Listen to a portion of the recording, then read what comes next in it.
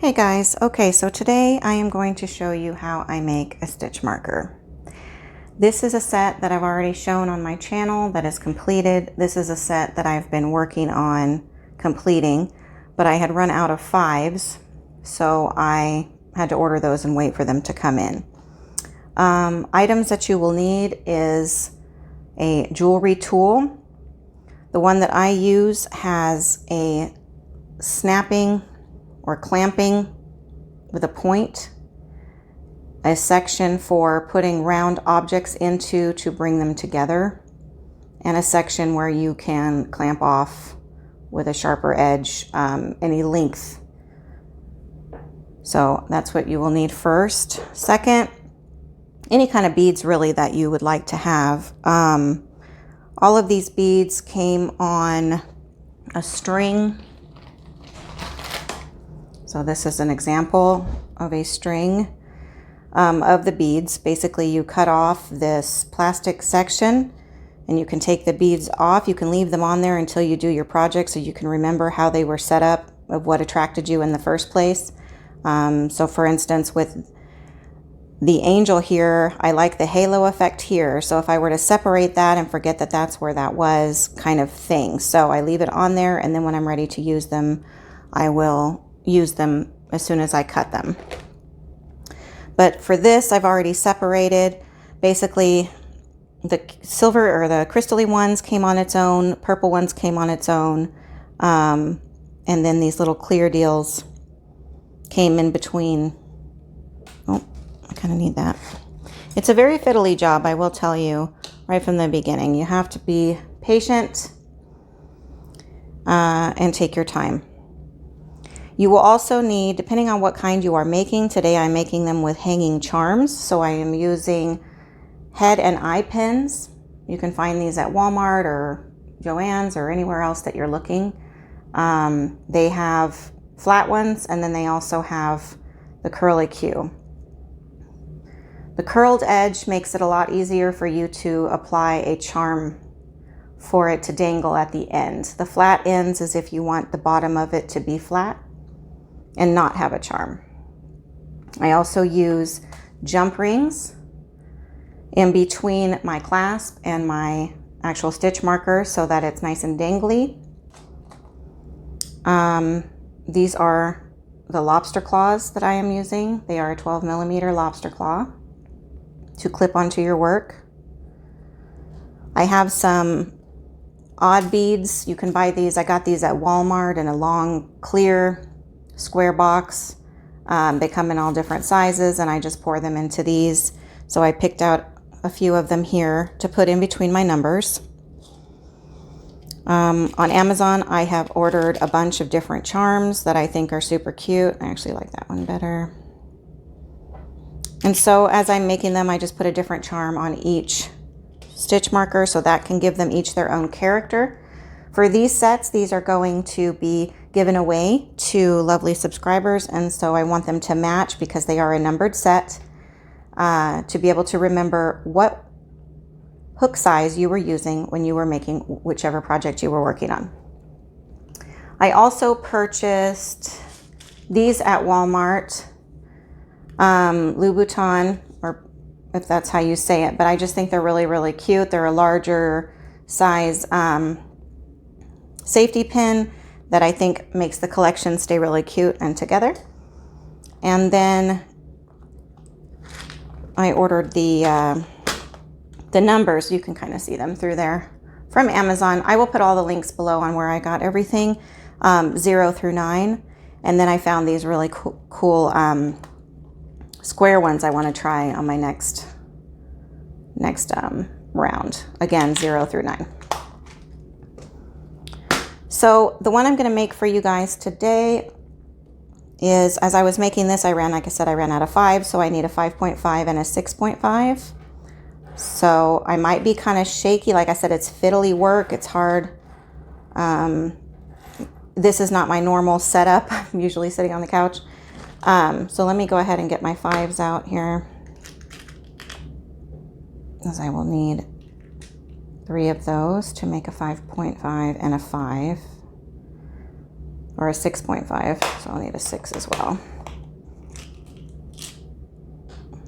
So I can move this out of the way.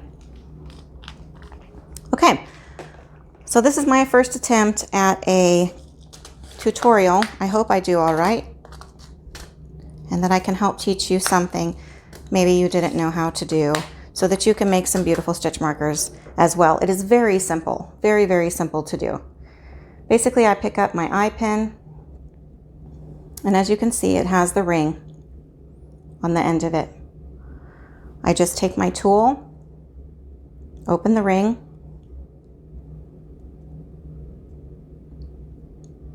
and take my charm, and I place it on to the opening of that ring and let it dangle.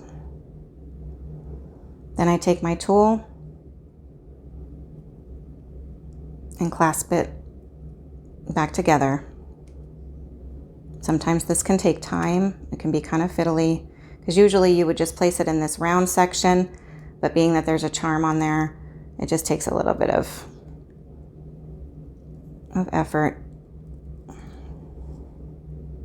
and fiddling a little bit to get it closed. And I'm real picky with mine. A lot of jewelry can be overlaid. I like to take my time and go back through and make sure it's nice and flat, because those are the things that are going to catch on your work when you are crocheting or knitting.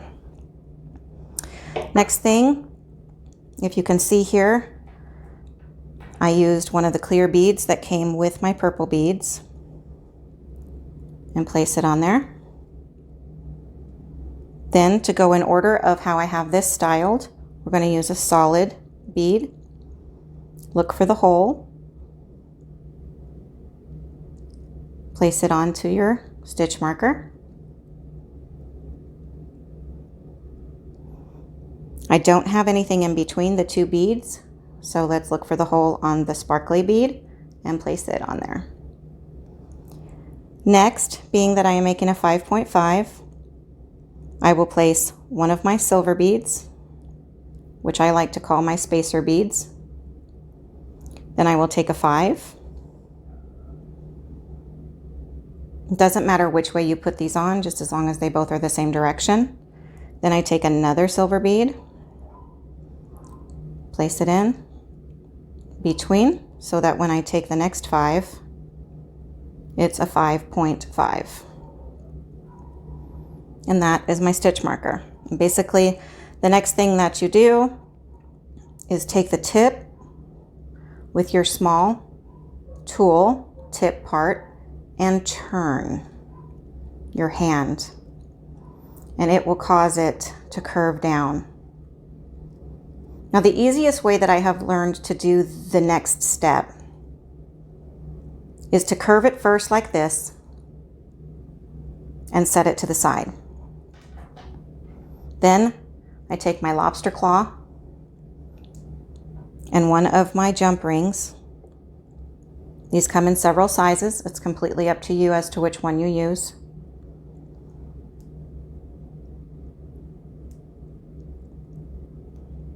Sometimes this is easier to do with more than one tool.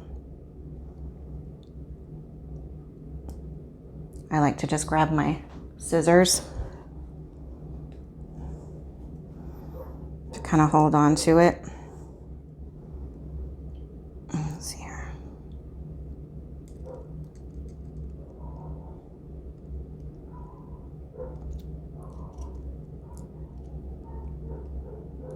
So I can pull it apart a bit. Then I will take my lobster claw, place it on to the jump ring. Like I said, fiddly, so you might drop it a couple times, as I dropped it on the floor.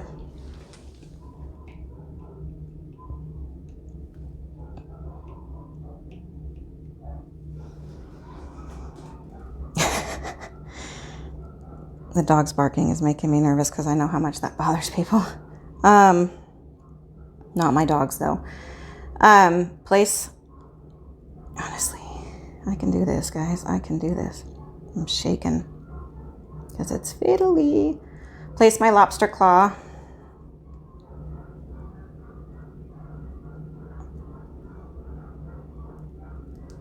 One moment. So place it on there. Once you have it together, I like to make mine straightened.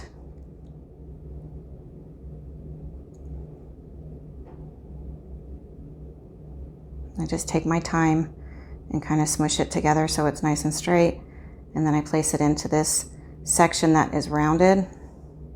But you have to be very delicate with, because if you push too hard, the tool is going to clamp it all the way together and make it where you can't even use it. So just nice and gently bring it together. And again, I'm clamping it close so that when it is finished, it will be flush.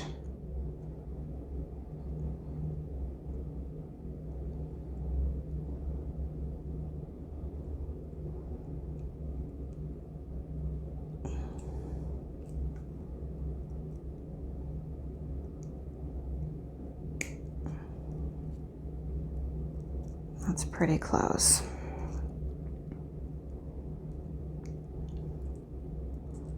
Okay.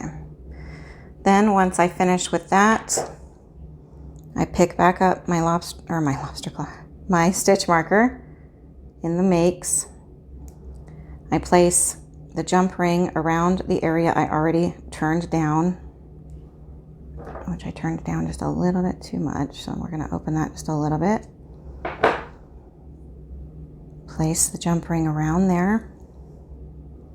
And that makes it where I can hold on to the jump ring and the bottom charm and make it where this space is available.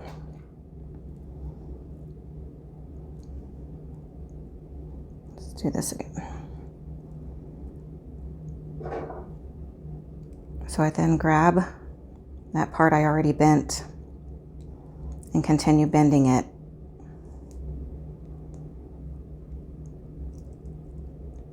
until it is a closed ring. And that is a stitch marker. I'll do it one more time for the 6.5. Once I'm finished with it, I just place it onto my ring in order, so when you all receive it, they're in order for you. And it's a good place to be able to store them together. So let's try this one more time, and I will make one more for the 6.5. So again, I take my eye, open it up a little bit,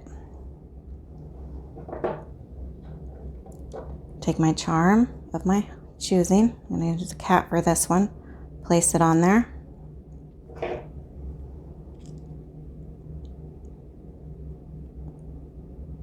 and close it up. Now, the more practice you do, the easier this is. It is a lot easier for me when I'm sitting down on the couch and just have it in my lap with a little tray. But for filming purposes, I'm trying to do it standing up in the dining room here. I'm going to place my clear bead, my solid purple bead,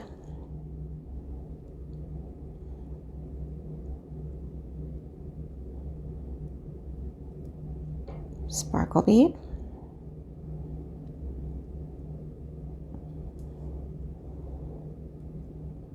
spacer bead, place my 5, my other spacer bead, and place my 6.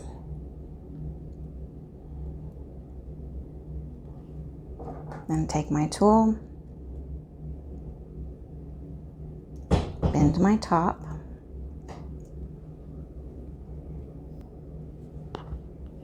and lay it aside.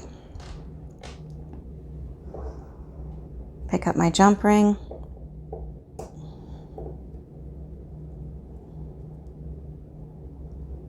figure out where the opening is, hang on to it. I grab my scissors, but you can always use another tool or however you want to do this part. open it just enough.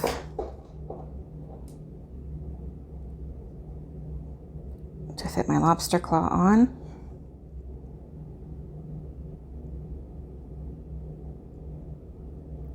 Fiddle around with the jump ring so that it is nice and straight.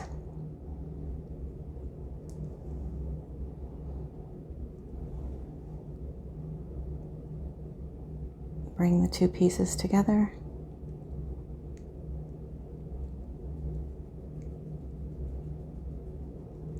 And again, you can leave it just like this, as long as it's closed enough to where you can't lose any of the beads you're using or working with, but I'm just kind of perfectionist style, so I will sit and mess with it until everything is nice and flush.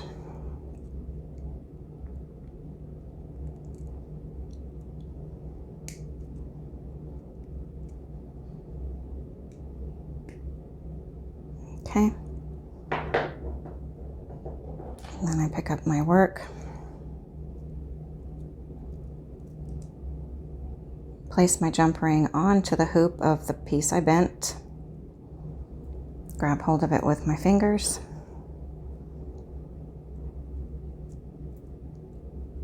And bend the work right there.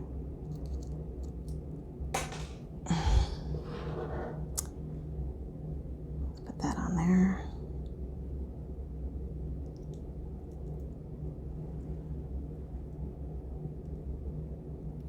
Just continue to bend your piece until it's flush with your main part. And there's a second stitch marker. So that is how I make my stitch markers, everyone. I hope that I have helped you in learning how to do it in some way. Until next time, I will see y'all later. Bye.